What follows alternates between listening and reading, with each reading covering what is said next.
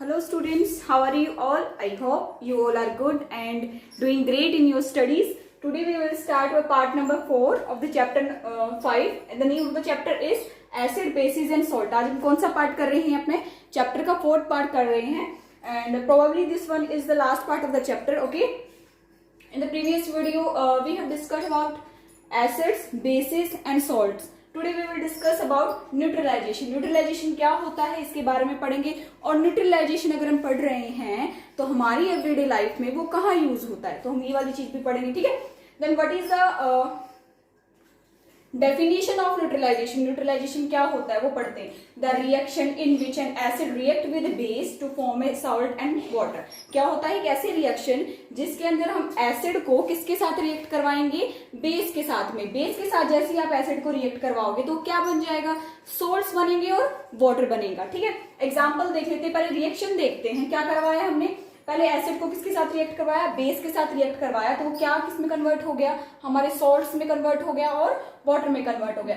जैसे ही ये रिएक्शन होती है उसमें क्या होगा, कहीं ना कहीं हीट भी इवॉल्व होती है. ठीक है. वो हम हीट देखेंगे कहाँ इवॉल्व होती है, कैसे हमें पता चलेगा कि हीट इवॉल्व हुई है.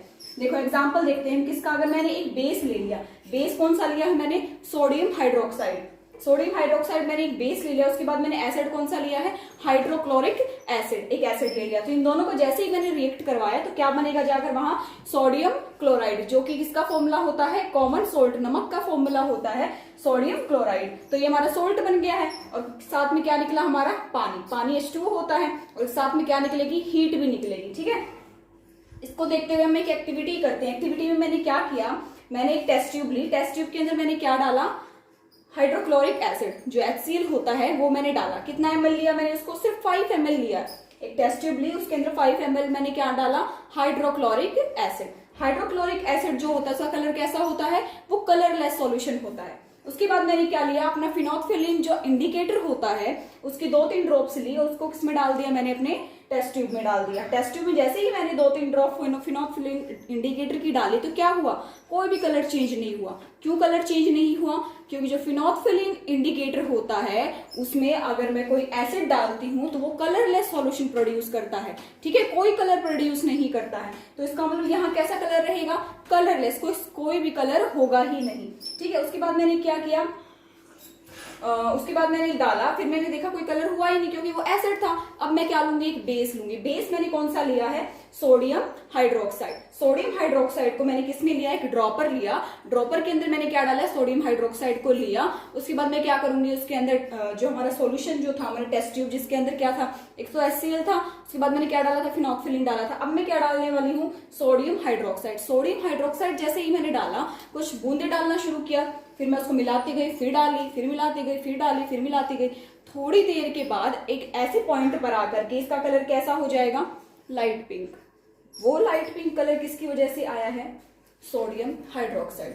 सोडियम हाइड्रोक्साइड ने क्या किया, हमारे जो एसिड HCl था उसको क्या किया, न्यूट्रलाइज्ड कर दिया. यही तो काम बताया था मैंने, क्या करेंगे ये दोनों न्यूट्रलाइज्ड करके क्या बना देंगे, पानी और हीट को इवॉल्व करेंगे. तो यहाँ ऐसा ही किया. जो मैंने बाद में डाला वो क्या है, एक बेस है, पहले डाल रखा था वो एक एसिड. दोनों ने क्या किया, मिल करके न्यूट्रलाइज्ड कर दिया रिएक्शन को और क्या बना दिया, एक सॉल्यूशन. अब वो जो न्यूट्रलाइज्ड हुआ है वो मुझे कैसे पता चला, क्योंकि एक अलग से कलर अपीयर हुआ है. अब वो कलर अपीयर ही इसीलिए हुआ है क्योंकि जो है एसिड ने बेस को न्यूट्रलाइज्ड कर दिया है. ठीक है. दैट मीन्स ऑल एसिड्स, जितने भी एसिड इसके अंदर प्रेजेंट, एसिड कौन सा लिया था, HCl लिया था, has been neutralised and base changes the colour phenolphthalein to pink. और फिनोल्फिलीन ने कौन सा कलर प्रोड्यूस करवा दिया, लाइट पिंक. ठीक है. अब हम देखते हैं न्यूट्रलाइजेशन हमने पढ़ा. न्यूट्रलाइजेशन की हमारी लाइफ के अंदर क्या इंपॉर्टेंस है, हम क्यों पढ़ रहे हैं इस रिएक्शन को, क्या कोई इसका हमारा पढ़ने का कोई फायदा है या नहीं है, वो देखते हैं. तो इनडाइजेशन देखते हैं. हम खाना खाते हैं. ठीक है. खाना खाने के बाद देखते हैं वो डाइजेस्ट नहीं होता है. कई बार डाइजेस्ट नहीं होता है तो हमारी क्या होता है, हमें एसिडिटी हो जाती है. वो क्यों होती है, देखो स्टमक के अंदर कौन सा एसिड होता है, हाइड्रोक्लोरिक एसिड. HCl निकलता है हमारे स्टमक के अंदर. लेकिन कई बार क्या होता है, ये जो HCl है, हाइड्रोक्लोरिक एसिड जो है वो क्या है, एक्सेस अमाउंट में निकलना शुरू हो जाता है. जैसे ही ये एक्सेस अमाउंट में निकलेगा तो हमारे स्टमक में क्या हो जाएगी, एसिडिटी हो जाएगी। एसिडिटी या फिर इंडाइजेशन जिसे बोल सकते हैं। एसिडिटी कभी होती है जब हम ज्यादा खाना खा लेते हैं। जो लोग ज्यादा खाना खाते हैं उनके अंदर क्या हो जाती है, एसिडिटी हो जाती है, क्योंकि जो हमारा HCl है वो उसको डाइजेस्ट नहीं कर पाता है और क्या है, हमें ऑब्सेसिटी हो जाती है, हम पेट मोटापा भी हो जाता है, साथ में क्या होती है, एसिडिटी भी हो जाती है, साथ में क्या है, उसको हम क्या बोलते हैं, इनडाइजेशन भी हो जाता है। तो हम क्या करें, कैसे अपनी एसिडिटी को कम करें, कैसे इनडाइजेशन को कम करें, उसके लिए हमें क्या करना पड़ेगा, कोई ना कोई दवाई लेनी पड़ेगी। दवाई के अंदर कौन कौन चीजें मिली हुई है वो देखते हैं, ठीक है। एंटासिड्स, अगर हमें एसिडिटी को हटाना है उसके लिए हम क्या लेंगे, एंटासिड्स। एंटासिड्स क्या होते हैं, एंटी एसिड। एसिड को ये क्या करेंगे, उसकी उल्टा काम करते हैं ये एसिड्स का। ग्रुप ऑफ माइल ग्रुप, जो एंटासिड्स होते हैं इनके अंदर क्या होते हैं, बेसिस प्रेजेंट होते हैं, ठीक है। तो जब मैंने क्या किया, एसिडिटी तो हो रखी थी मेरे स्टमक में, मैंने क्या किया, उसके अंदर क्या मिला दिया, एंटासिड्स मिला दिया। एंटासिड्स में क्या था, हमारा बेस था, और हमारी स्टमक में क्या था, एसिड। जब एसिड और बेस दोनों मिल जाते हैं तो वो क्या करते हैं, रिएक्शन को न्यूट्रलाइज्ड कर करके सॉल्ट और वाटर बना देते हैं। तो यहाँ ऐसा ही हुआ, मैंने जैसे ही एंटासिड्स को लिया, मेरा जो स्टमक में था वो क्या होगा, न्यूट्रलाइज्ड हो जाएगा और मुझे कैसा फील होगा, मैं अच्छा फील करने लग जाऊंगी, मेरी एसिडिटी चली जाएगी, ठीक है। अब जो एंटासिड्स होते हैं इसके अंदर होता क्या है, क्या मिलाते हैं ऐसा, इसके अंदर होता है मिल्क ऑफ मैग्नीशिया, ठीक है। मिल्क ऑफ मैग्नीशिया के अंदर कौन सा बेस होता है, ये तो एक नाम हो गया, ठीक है। हमारे एंटासिड्स में हम क्या मिलाते हैं, milk of magnesia. Milk of magnesia के अंदर कौन सा केमिकल होता है, दैट इज मैग्नीशियम हाइड्रोक्साइड, ठीक है, जो कि एक बेस है, ठीक है।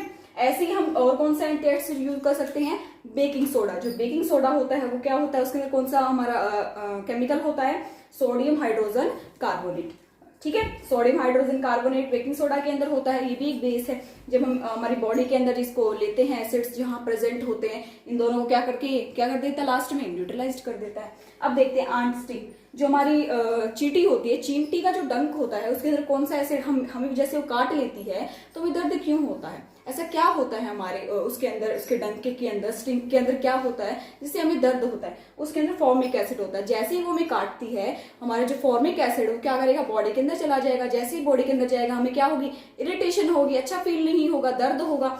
अब मुझे क्या करना है, वो उस दर्द को भगाना है। मैं उस दर्द को कैसे भगाऊंगी, अब एसिड तो उसने दे दिया है मुझे, उस आंट के स्टिंग ने मुझे एसिड दे दिया, मैं क्या करूंगी, कोई ना कोई बेस यूज करूं ताकि क्या हो जाए, न्यूट्रलाइज्ड हो जाए रिएक्शन और मेरा दर्द भी कम हो जाए। तो वो बेस कौन सा होगा, बेकिंग सोडा।